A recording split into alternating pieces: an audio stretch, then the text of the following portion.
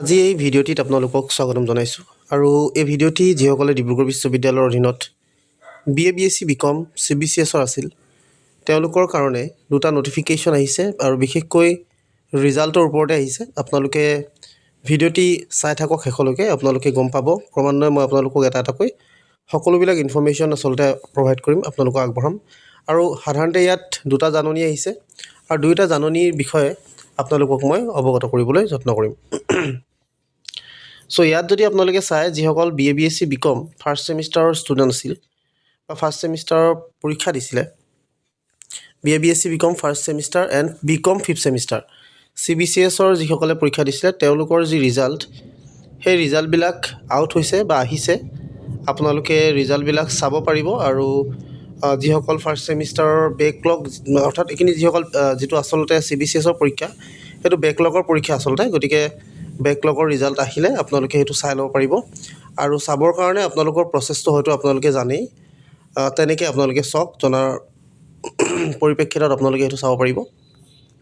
আৰু আপোনালোকে যদি চেণ্টাৰ ৱাইজ পাৰফৰ্মেঞ্চ ৰিপৰ্টটো চাব বিচাৰিছে তেতিয়াহ'লে সেইটো আচলতে আপোনালোকে এই ডিব্ৰুগড় ইউনিভাৰ্চিটিৰ যিটো ৱেবছাইট আছে, অফিচিয়েল ৱেবছাইট, তাতে আপোনালোকে পাব পাৰিব। ৰিজাল্টটো আপোনালোকে জাষ্ট ৰোল নম্বৰটো ইয়াত চাব পাৰিব আৰু আপোনালোকে বাকী যদি মাৰ্কশ্বিটখন চাব বিচাৰিছে, গ্ৰেড শ্বীটখন, তেতিয়াহ'লে সেয়া আপোনালোকে DibruExam.in যিটো ৱেবছাইট আছে তাত গৈ আপোনালোকে চাব লাগিব। এইটো হৈছে প্ৰথমটো নটিফিকেশ্যন বা প্ৰথমটো জাননী। দ্বিতীয়টো জাননী আচলতে আহিছে আপোনালোকৰ withheld result of BA BSc BCom CBCS student.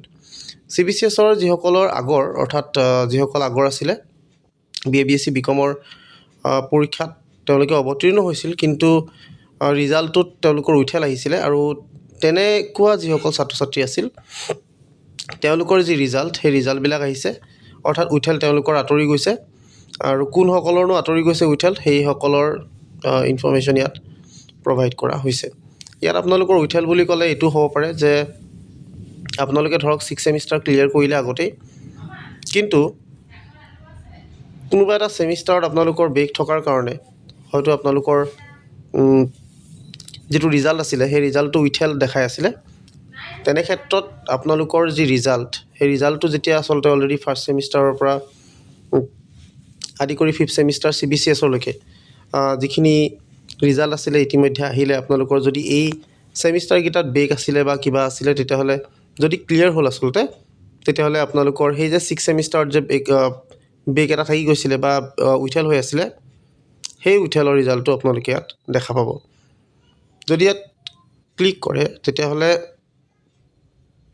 কোনসকলৰ আচলতে ক্লিয়াৰ হৈ গ'ল সেইসকলৰ নামবিলাক ইয়াত দেখা পাব। BAখিনি আছে, BCom আছে, BSc আছে। প্ৰথমে নটিফিকেশ্যনখন চাই লৈছোঁ, কি কথা কৈছে তাত আপোনালোকক। নটিফিকেশ্যনখন যদি চায় তেতিয়াহ'লে দেখা পাব result of the candidates who clear the BA 6 semester examination held in 2023, 24, 25 under Dibrugarh university but whose results were kept withheld due to non clearance of BA first, third and fifth semester examination 2025 are declared as per the list on the basis of clearing the aforesaid examination by the concerned।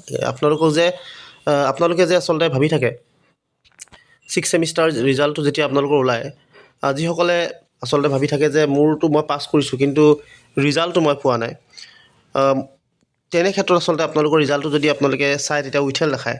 আৰু আপোনালোকে বহুতে সোধে কেতিয়া আমাৰ ৰিজাল্টটো দিব বা নামটো কেনেকৈ আহিব নাহে, এই কথাখিনি যে সুধি থাকে, সেই বস্তুটোৱে আচলতে ইয়াত আহিছে। আপোনালোকে যিসকলৰ এক্সামিনেশ্যন 23, 24 আৰু 25ত 6 ছেমিষ্টাৰৰ পৰীক্ষা আপোনালোকৰ ক্লিয়াৰ কৰি থৈছে, কিন্তু আপোনালোকৰ আগত হয়তো first, third, fifth semester backlog থকাৰ কাৰণে আপোনালোকৰ যিটো পৰীক্ষা আছিলে তাত উইথেল আহিছিলে। আৰু সেই উইথেল থকা ছাত্ৰ ছাত্ৰীসকলৰ যিটো ৰিজাল্ট, সেই ৰিজাল্টবিলাক আহিলে আৰু তাত নামবিলাক আপোনালোকক উল্লেখ কৰিছে। আপোনালোকে নামবিলাকো চাব পাৰে ইয়াত, আৰু এইটো আহিছে আজিয়ে আচলতে, গতিকে ইয়াত সকলোৰে নামবিলাক দিয়া আছে, কলেজখনৰ নামো দিয়া আছে।